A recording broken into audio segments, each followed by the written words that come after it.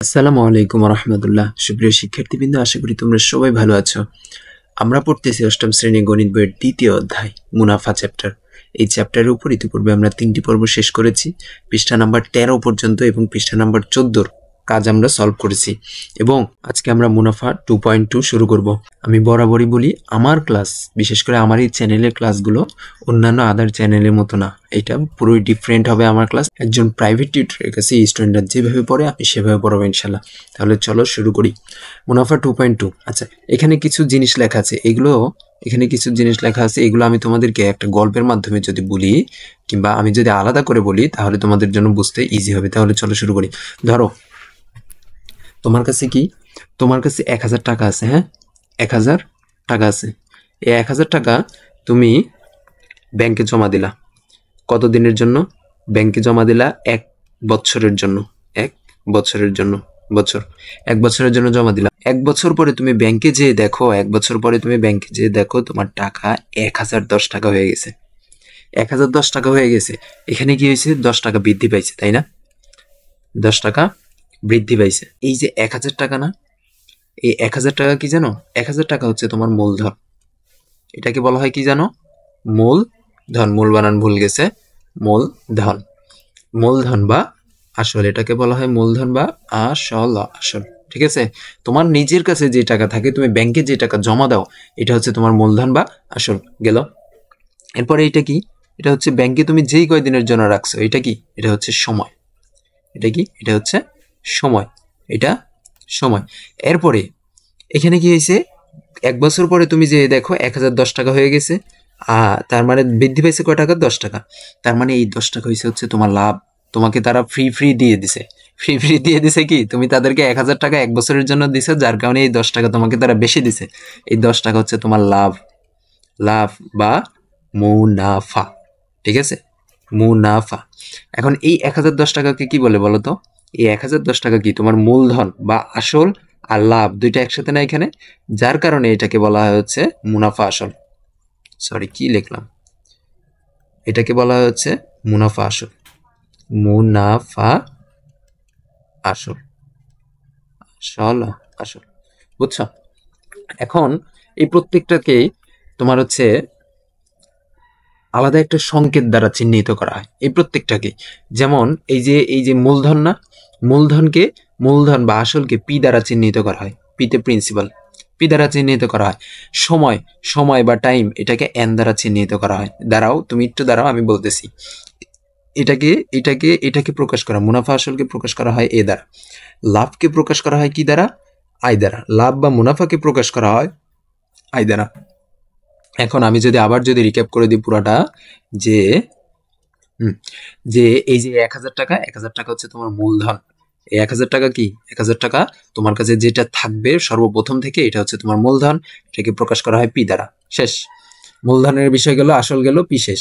এবার তুমি 1 বছরের জন্য রাখছো না? কয়দিনের জন্য রাখছিলা? 1 বছরের জন্য রাখছো, বা যেই সময়ের জন্য রাখবা ওইটাকে বলা হয় এন দ্বারা প্রকাশ করা হয়। সময়কে এন দ্বারা প্রকাশ করা হয়। আচ্ছা, এরপরে কি? তোমার লাভ, তারা তোমাকে বেশি টাকা দিছে। কত? 10 টাকা বেশি দিছে। এই 10 টাকাকে আয় দ্বারা প্রকাশ করা হয়। এটা হচ্ছে লাভ বা মুনাফা। এরপরে এই যে 1010 টাকা, মুনাফার সাথে আসল যোগ করে যেই টাকা হয় সেটা হচ্ছে মুনাফা আসল। এটাকে কি দ্বারা প্রকাশ করা হয়? এ দ্বারা। শেষ। এখন এইগুলোই এখানে লেখা আছে। আমরা যদি এগুলো পড়ি, ফরিদা বেগম তার জমানো কিছু টাকা ব্যাংকে রাখার সিদ্ধান্ত নিলেন। তিনি 10,000 টাকা, তার মানে এখানে মূলধন কত? এখানে মূলধন হচ্ছে 10,000 টাকা। 10,000 টাকা ব্যাংকে আমানত রাখলেন, তার মানে এটা কি? এটা হচ্ছে মূলধন। মূলধনকে কি দ্বারা প্রকাশ করা হয়? পি দ্বারা প্রকাশ করা হয়। ওকে। এরপর 1 বছর পর, এই যে কয়দিন? 1 বছর পর, তাহলে এটা কি? এটা হচ্ছে সময়। এটাকে কি দ্বারা প্রকাশ করা হয়? এন দ্বারা প্রকাশ করা হয়। ব্যাংকে হিসাব নিতে গিয়ে দেখলেন তার জমানো টাকার পরিমাণ 700 টাকা বৃদ্ধি পেয়ে 10,700 টাকা হয়ে গেছে। 10,700 টাকা হয়ে গেছে। বৃদ্ধি পেয়েছে কত? 700 টাকা। এই 700 টাকা কি তার? এই 700 টাকা তার লাভ বা মুনাফা। এই 700 টাকা হচ্ছে তার আয়। এই 10,700 টাকা হচ্ছে তার মুনাফা আসল। মুনাফার সাথে আসল, এটা হচ্ছে এ। বুঝছো? ক্লিয়ার? আশা করি তোমরা ক্লিয়ার। আমি সর্বোচ্চ ট্রাই করছি ইজি করে বোঝানোর। আচ্ছা, 1 বছর পর ফরিদা বেগমের যে 700 টাকা বৃদ্ধি পেল, এটা কিভাবে বৃদ্ধি পেল? ব্যাংকে টাকা জমা রাখলে ব্যাংক সেই টাকা ব্যবসা, গৃহ নির্মাণ ব্যাংক সেই টাকা দিয়ে কি করে? ব্যবসা করে, গৃহ নির্মাণ করে ইত্যাদি বিভিন্ন খাতে ঋণ দিয়ে সেখান থেকে মুনাফা অর্জন করে। ব্যাংক সেখান থেকে আমানতকারীকে, মানে তুমি যে টাকা দিছো, তোমার টাকা দিয়ে তারা যে ব্যবসা করছে, গৃহ নির্মাণ করছে, এই টাকা থেকে তাদের লাভের অংশ থেকে তোমাকে কিছু টাকা দিবে। এই টাকাই হচ্ছে আমানতকারীর প্রাপ্ত মুনাফা বা লভ্যাংশ বা লাভের অংশ। আর যে টাকা ব্যাংকে প্রথমে জমা রাখা হয়েছিল তা হচ্ছে মূলধন বা মুনাফা। আমি আগে বলছি, কারো কাছে টাকা জমা রাখা বা ঋণ দেওয়া এবং কারো কাছ থেকে টাকা ধার বা ঋণ হিসেবে নেওয়া একটি প্রক্রিয়ার মাধ্যমে সম্পন্ন হয়। এই প্রক্রিয়াকে মূলধন বা মুনাফার এই প্রক্রিয়া মূলধন, মুনাফার হার, সময় ও মুনাফার সাথে সম্পর্কিত। ঠিক আছে? আচ্ছা, লক্ষ্য করি এখন হচ্ছে মুনাফার হার কি জিনিস। হ্যাঁ, এখন হচ্ছে মুনাফার হার কি জিনিস। আচ্ছা, এখানে তোমার হয়েছে কি, এখানে তোমার 10 টাকা বৃদ্ধি পাইছে, তাই না? তুমি 1000 টাকা রাখছো, যার ভিতর থেকে তোমার 10 টাকা বৃদ্ধি পাইছে। এখন আমি যদি এখানে লিখি, আমি 1000 টাকা রাখছিলাম, 1 বছরের জন্য আমার বৃদ্ধি পাইছে কয় টাকা? 10 টাকা। আমি যদি 1 টাকা 1 বছরের জন্য রাখতাম, তাহলে আমার মানে টাকাটা হইতো কত? 1 বছর পরে 10 ভাগ 1000 হইতো, তাই না? আমি যদি 100 টাকা রাখতাম 1 বছরের জন্য, 100 টাকা রাখতাম 1 বছরের জন্য, তাহলে আমার টাকাটা কত হইতো বলতো? 10 গুণন 100 ডিভাইডেড বাই 100 হবে, 100 ডিভাইড বাই 1000। তাহলে আমার লাভ হইতো কত? আমরা কি করব? শূন্যর সাথে শূন্য কেটে দেবো। এটা কি তোমরা জানো যে উপরে যে শূন্য আছে নিচে শূন্য কাটা যায়, কিন্তু উপরে যোগ অবস্থায় থাকলে হবে না, শুধুমাত্র গুণ অবস্থায় থাকলে কাটা যাবে। ওই উপরে 2টা শূন্য কাটা, নিচে 2টা শূন্য কাটা, এই একটা শূন্য কাটা, এই একটা শূন্য কাটা, তাহলে বাকি থাকতেছে 1 1। উপরে 1 এর সাথে 1 গুণ করলে 1, 1 কে আবার 1 দ্বারা ভাগ করলে 1ই হয়, তার মানে 1। তার মানে তুমি যদি 1000 টাকা না রেখে তুমি ব্যাংকে যদি 100 টাকা রাখতা, তাহলে তোমার 1 বছর পরে তোমার টাকাটা হয়ে যাইতো কত? 101 টাকা হয়ে যাইতো। তোমাকে তারা লাভ দিত কয় টাকা? 1 টাকা দিত। এই যে তুমি যত টাকাই রাখো, তোমাকে প্রতি 100 টাকার জন্য 1 বছরে যেই কয় টাকা তারা লাভ দিবে, সেইটাই হচ্ছে বার্ষিক মুনাফার। আমি যদি আবার বলি, এখানে লিখে দেওয়া আছে যে হচ্ছে 100 টাকার জন্য 1 বছরের মুনাফাকে মুনাফার হার বা শতকরা বার্ষিক মুনাফা বলে। আমি যদি আবার বলি যে তুমি 1000 টাকা রাখছো, তোমাকে 10 টাকা দিছে, তুমি যদি 100 টাকা রাখতা 1 বছরের জন্য, তাহলে তোমাকে কয় টাকা দিত? যেই টাকাটা দিত সেটা হচ্ছে মুনাফার হার। তুমি যত টাকাই রাখো সমস্যা নাই, কিন্তু তোমাকে প্রতি 100 টাকার জন্য 1 বছর, প্রতি 100 টাকায় 1 বছর রাখার জন্য যেই টাকা তোমাকে মুনাফা দিবে, ওইটা হবে হচ্ছে মুনাফার হার। আশা করি বুঝতে পারছো, না বুঝতে পারলেও সমস্যা নেই। ঠিক আছে, সামনে যে আমরা আস্তে ধীরে বুঝে যাবো। সময়কাল, যে সময়ের জন্য মুনাফা হিসাব করা হয় তা এর সময়কাল। এরপরে সরল মুনাফা। সরল মুনাফা কি জানো? এই যে নিচে নামে না কেন, হ্যাঁ, এই যে মুনাফাটা যে আমরা বাহির করছি না, লাভ বা মুনাফা, এটাই হচ্ছে সরল মুনাফা। এটাই কি? এটা হচ্ছে সরল মুনাফা। যে এই যে লিখে দিচ্ছে, প্রতি বছর শুধু প্রারম্ভিক মূলধনের উপর যে মুনাফা হিসাব করা হয় একে সরল মুনাফা বলা হয়।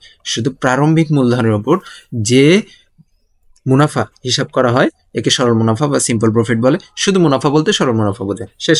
এখন আমি বলে দিছিলাম না কিছু ইয়ার কথা, যে মূলধনকে কি দ্বারা প্রকাশ করা হয়? পি দ্বারা প্রকাশ করা হয়। আমি কিন্তু এগুলো বলে দিছিলাম তখনই। মূলধনকে কি দ্বারা প্রকাশ করা হয়? পি দ্বারা প্রকাশ করা হয়। মুনাফার হার, এই যে আমরা দেখলাম, এই যে মুনাফার হার, এই মুনাফার হারকে কি দ্বারা প্রকাশ করা হয় জানো? আর দ্বারা প্রকাশ করা হয়। আর দ্বারা কেন? Rate of interest. Rate of interest মুখস্থ করা লাগবে কিন্তু। এই প্রত্যেকটা এই যে সংকেতগুলো খুবই গুরুত্বপূর্ণ। সময়কে কি দ্বারা প্রকাশ করা হয়? এন দ্বারা। মুনাফাকে কি দ্বারা প্রকাশ করা হয়? কি দ্বারা? আই দ্বারা। আর সমৃদ্ধি মূলধন বা মুনাফা আসল আমরা এখানে একটু আগে দেখে আসছি। মুনাফা আসলকে কি দ্বারা প্রকাশ করা হয়? এ দ্বারা। এই যে লিখে দিছিলাম আমি, তাই না? এই দেখো উল্টা হয়ে গেছে, নাও। এ দ্বারা প্রকাশ করা হয়, তাই না? ওকে, এখন দেখো মুনাফা আসল কি? আসল যোগ মুনাফাই তো। আমরা এখানে কি দেখলাম? মুনাফা আসল যেটা আছে, এই যে এখানে দেখলাম যে মুনাফা আসল, এটা কি? আসল কত ছিল? 1000 টাকার মুনাফা কত ছিল? 10 টাকা। তাহলে কি আসল যোগ মুনাফাই না 1010 টাকা? সেটাই এখানে বলছে যে মুনাফা আসল হচ্ছে আসল যোগ মুনাফা। মুনাফা আসল কি? মুনাফা আসল হচ্ছে আসল যোগ মুনাফা। এখন মুনাফা আসলকে আমরা কি দ্বারা প্রকাশ করতাম? মুনাফা আসলকে আমরা এ দ্বারা প্রকাশ করতাম। আসলকে আমরা কি দ্বারা? প্রিন্সিপাল পি দ্বারা প্রকাশ করতাম। মুনাফাকে আমরা কি দ্বারা প্রকাশ করতাম? আই দ্বারা প্রকাশ করতাম। এটা এখানে লিখছে যে এ ইকুয়াল পি যোগ আই। এটা আমাদের মুখস্থ করা লাগবে। এ ইকুয়াল পি যোগ আই। আচ্ছা, এখান থেকে এই যে এই দুইটা যে বাহির করছে, এটা কি বাহির করা আমি শিখাইছি না? আমি যদি আবারও বলে দিই এটা কেমনে বাহির করছে, এটা হচ্ছে, ধরো এখানে সূত্রটা কি? এ ইকুয়াল পি যোগ আই। এখন আমি এখান থেকে এ সমান সমান তো পাইছি, এখন আমি যদি চাই পি সমান সমান কত বাহির করতে পারবো না? পি এর সাথে কে আছে? আই যোগ আকারে আছে না? আমি আইকে এই পাশে পাঠিয়ে দিব, তার মানে পি আমার সিঙ্গেল হয়ে যাবে। আচ্ছা আমি লিখে নিই, এ ইকুয়াল পি, যোগ আই আকারে আছে, আমি এই পাশে নিয়ে আসবো, তার মানে চিহ্ন চেঞ্জ হয়ে যাবে, মাইনাস আই হয়ে যাবে। আমি কি এটা শিখাইছিলাম? আমি যদি আবারও বলি, সমান সমানের এক পাশে ধরো ও পজিটিভ আকারে আছে, সমান সমানের ও পাশে যায় কি হয়ে যাবে? বিপরীত চিহ্ন হয়ে যাবে, নেগেটিভ হয়ে যাবে। যদি নেগেটিভ আকারে থাকতো তাহলে সমান সমানের ও পাশে যে সমান সমানের পাশটা জাস্ট চেঞ্জ করলেই অপোজিটে যায় পজিটিভ হয়ে যাবে। যদি গুণ অবস্থায় থাকে তাহলে ভাগ হয়ে যাবে অপোজিটে যে, যদি ভাগ অবস্থায় থাকে তাহলে অপোজিটে যে গুণ হয়ে যাবে। এখানে দেখো আইটা যোগ আকারে ছিল, এ পাশে এসে কি হয়ে গেছে? মাইনাস হয়ে গেছে, তাই না? আচ্ছা এখন আমি যদি আই এর মান যদি বাহির করতে চাই, আমি যদি এই আই এর মান যদি বাহির করতে চাই তাহলে কি করা লাগবে? আই এর সাথে যে আছে পি, পি কে আমি এই পাশে পাঠিয়ে দেব। আচ্ছা আমি আগে লিখি এ ইকুয়াল আই। এখন পি কে আমি যে পাঠাবো, পি এর সামনে তো কোনো চিহ্ন নাই।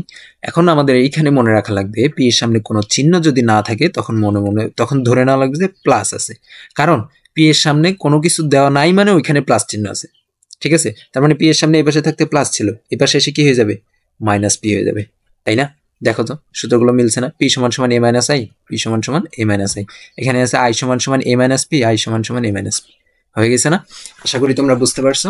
এখন আমরা পরের পড়াতে যদি যাই, আচ্ছা মুনাফা সংক্রান্ত সমস্যা। আসল মুনাফার হার, আসল কি? আসল পি, মুনাফার হার কি? আর, সময় কি? এন, মুনাফা কি? আই।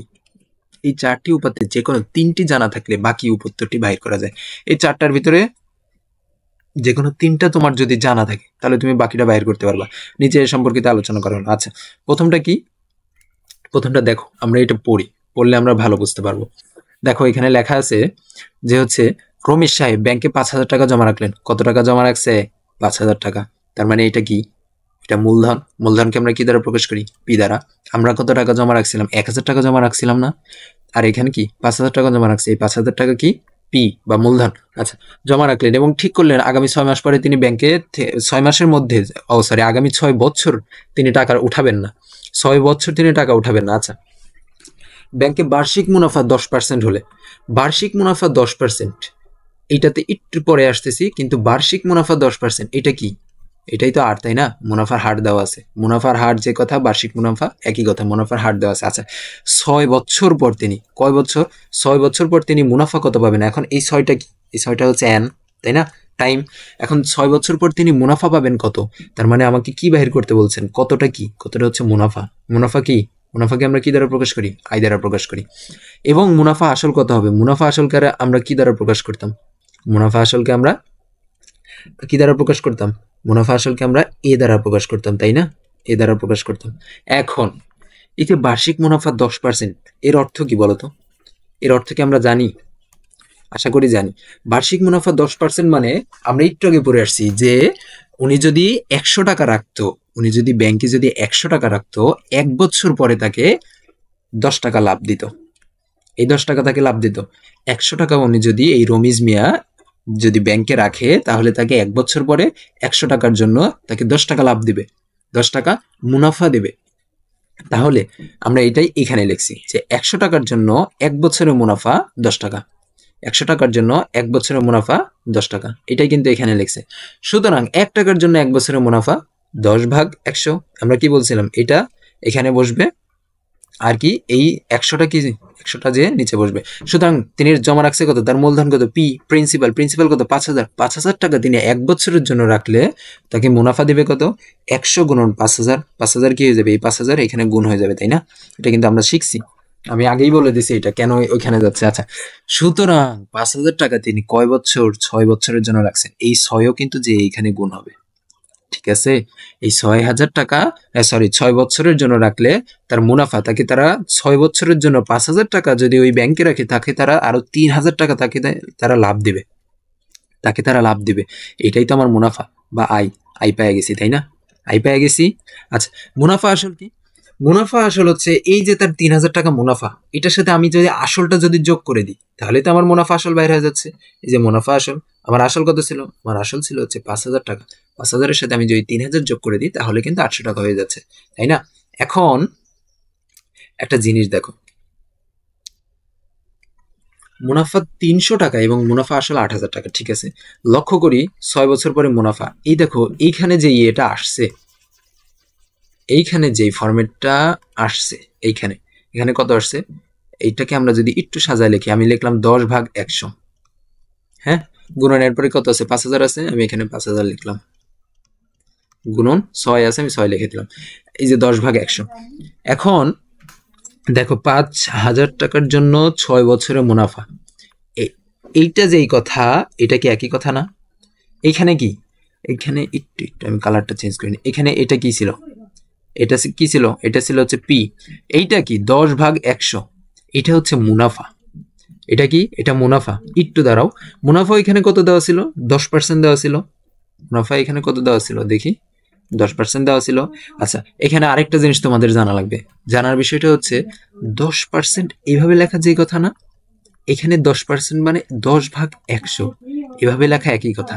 আবার যদি আমি বলি ধরো 20% এভাবে লেখা আছে, এই 20% যে কথা, 20/100 একই কথা। আবার যদি আমি বলি ধরো 50% লেখা আছে, তাহলে 50/100 একই কথা। আবার যদি আমি বলি যে ধরো লেখা আছে 5%, তাহলে 5/100 টাকা একই কথা। ঠিক আছে, তার মানে এইটা কি, এটা হচ্ছে মুনাফার হার, 10/100 হার। এটাই কিন্তু এখানে লেখছে 10/100। এটা কি, এটা হচ্ছে মুনাফার হার। আর এটা কি, এটা হচ্ছে মূলধন পি, এটা কি এন, তার মানে আর এটা কি, এটা হচ্ছে আই। তার মানে এই যে ঐকিক নিয়ম না, ঐকিক নিয়মে এইটা যেটা আসে, এটা কিন্তু আমরা একটা সূত্র হিসেবে ধরতে পারি। সূত্রটা কি হইতে পারে, সূত্রটা হইতে পারে I is equal P R N. এইটা একটা সূত্র, এবং এই সূত্রটা তোমার মাস্ট বি মুখস্থ রাখা লাগবে। এই সূত্রটা খুবই গুরুত্বপূর্ণ একটা সূত্র, যেটাই নিচের লাইনে লিখে দিছে, এই যে মুনাফা সমান সমান আসল গুণন মুনাফার হার গুণন সময় আই সমান সমান পি আর এন। তোমরা ঐকিক নিয়ম না বুঝতে পারলে তোমরা এটা মুখস্থ রাখা লাগবে। ওই নিয়ম যদি নাও বুঝতে পারো, এটা মুখস্থ রাখা লাগবে, এটা দিয়েও তোমরা করতে পারবা। ঠিক আছে, এরপরে কি লেখা আছে, এরপর লেখা আছে মুনাফা আসল সমান সমান আসল যোগ মুনাফা। এখন এ সমান সমান পি যোগ আই, এটা তো আমরা পড়েই আসছি, তাই না? এ সমান সমান পি যোগ আই। এখন দেখো এইখানে আরেকটা জিনিস করা যায়, এই যে এ সমান সমান পি যোগ আই, তাই না? এখন একটু আগে আমরা পড়ে আসলাম I is equal P R N, তাই না? তাহলে এই আই এর জায়গায় আমরা পি যোগ পি আর এন, এটা আমরা লিখতে পারি আই এর জায়গায়, তাই না? তাহলে এ সমান সমান পি যোগ আই আসে, এ সমান সমান পি যোগ পি আর এন আসে, আবার আরেকটা আসে P is equal, P common নিয়ে নিলাম, পি কমন নিয়ে 1 প্লাস আর এন, এটাও আসে এ সমান সমান।